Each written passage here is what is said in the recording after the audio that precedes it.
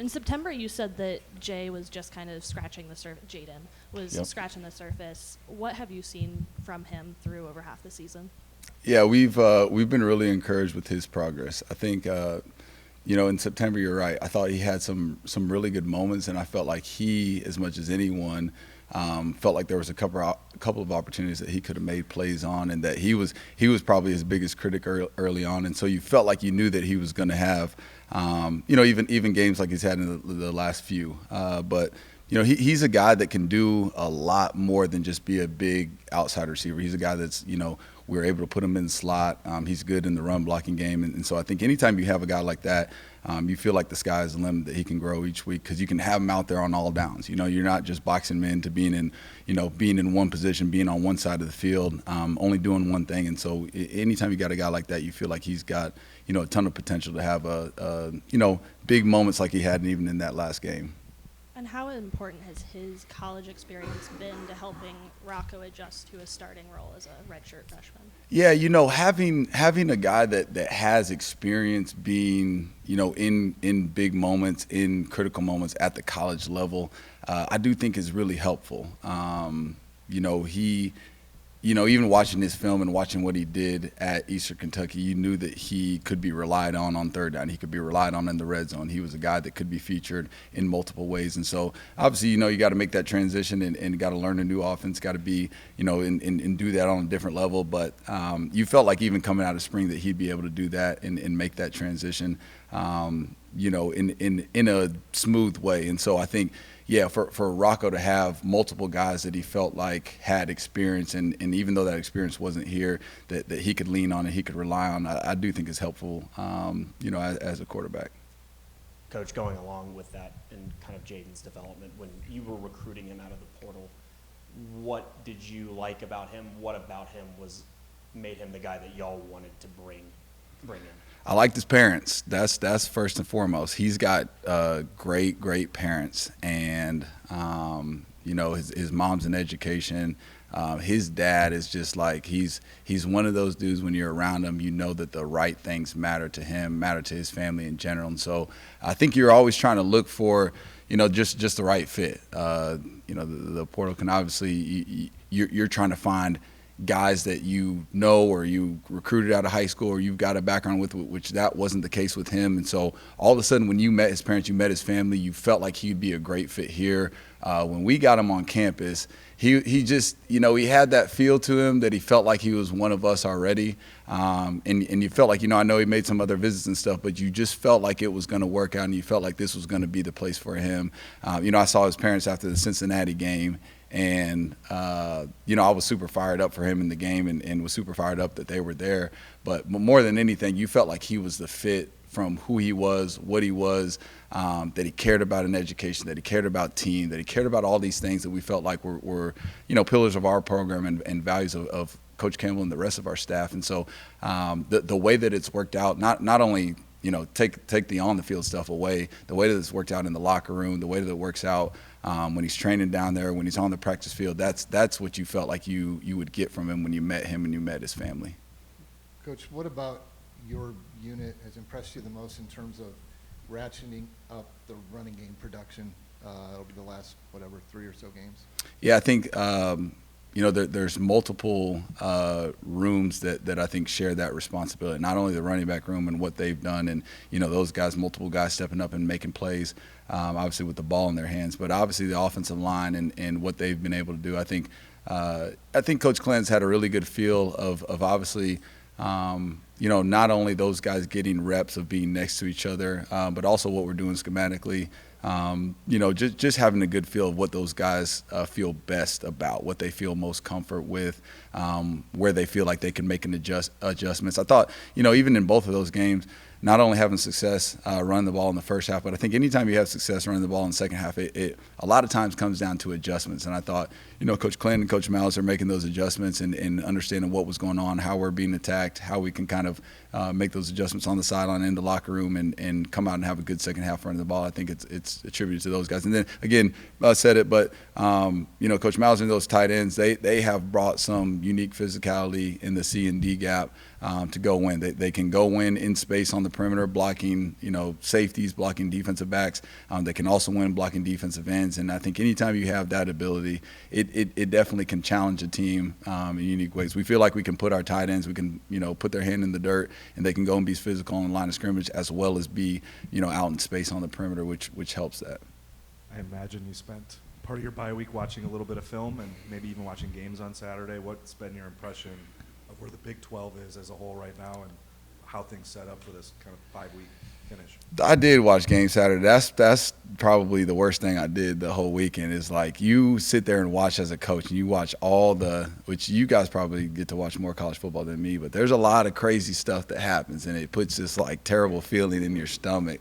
So I had to turn it off. I didn't even watch a 7 o'clock game. I turned it off. I lied. I watched the early parts of the TCU K-State game and but a lot of the other stuff, man, it was hard to watch because it just, you see stuff that happens and you're like, oh my gosh, like, we need to probably talk about that so that doesn't happen to us. Or, man, they're doing something that we probably should try to do. And, you just go down these different wormholes that you should probably stay out of. That being said, college football is it's similar every single year. When you get to this point of the season, you got teams, and even you're going and playing this team that feel like had a similar start to us. Everybody starts off in probably different spots based on the experience they have from the year before.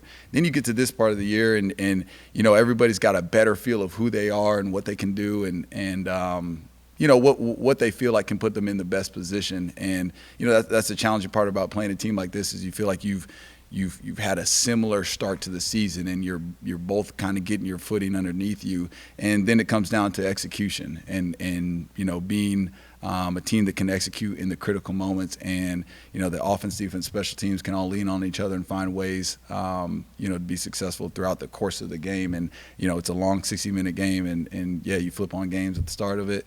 One thing's happening, you turn it on at the end, and you see a lot change within the course of a game just because you got 18 to 22-year-olds, and for them to sustain that long, it's still a challenge. And so that's obviously what we're pushing our guys to do. That's what we spent the bye week doing is how we can do that better week in and week out. And I'm excited about obviously the challenge of going on the road again and playing another challenging team.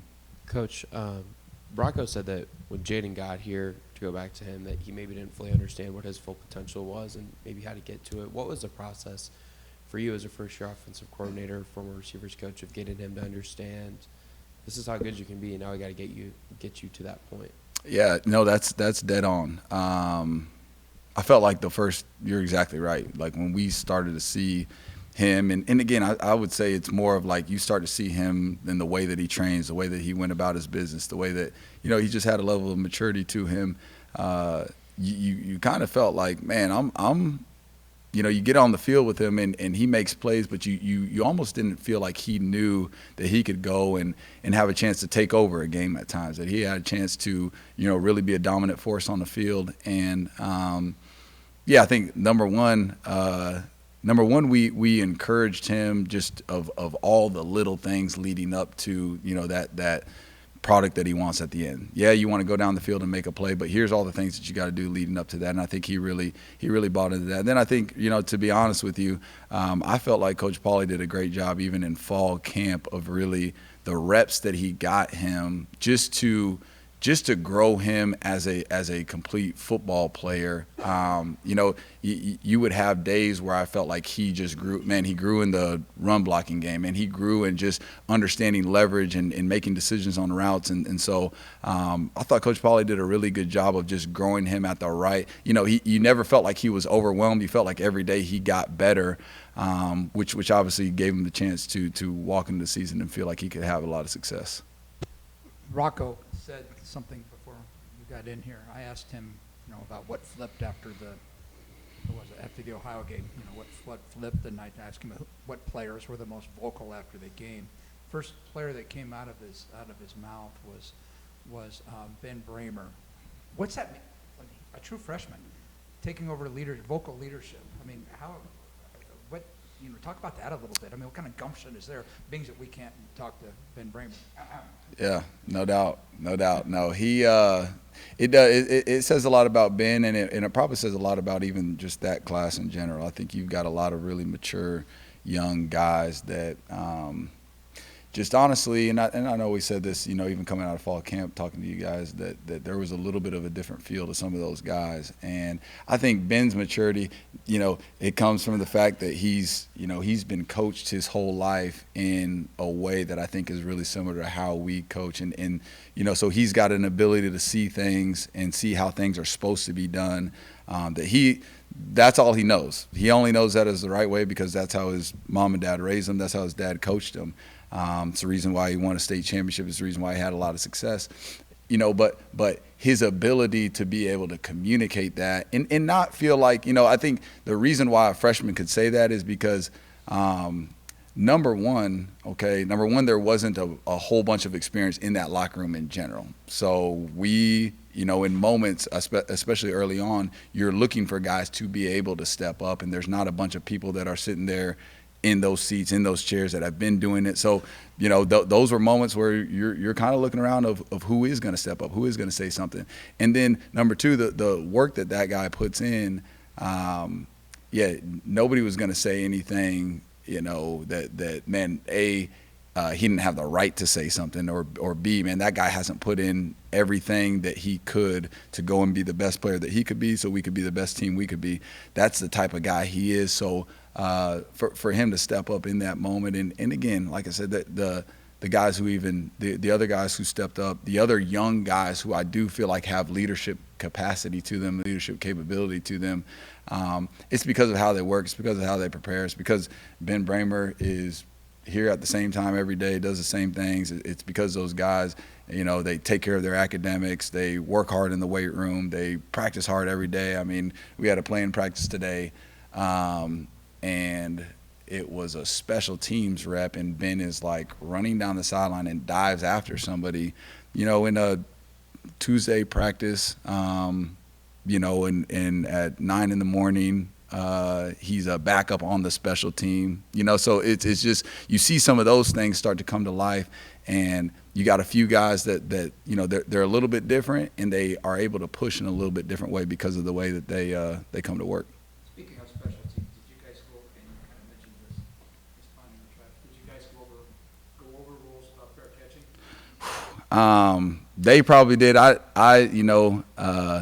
I've graduated out of the special teams room. I used to get to hang out with those guys a lot more than I do now, but I'm sure they did. Those are a lot of those are the things. That's a tough call. That's a tough situation to be in. But those are the stomach twisting moments that I feel like watching college football, boy, it'd make you sick.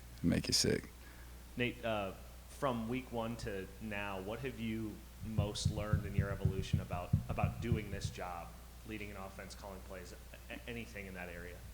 Travis asked that a week ago or a couple weeks back, and probably caught me off guard a little bit. And I really think it's the same things that I eventually got to then is that, you got certain people that I think in moments that you're able to rely on. And I think that the more that you know your locker room, the more that you know those guys in there, I think the better you're going to be able to call plays, to be able to put those guys in position.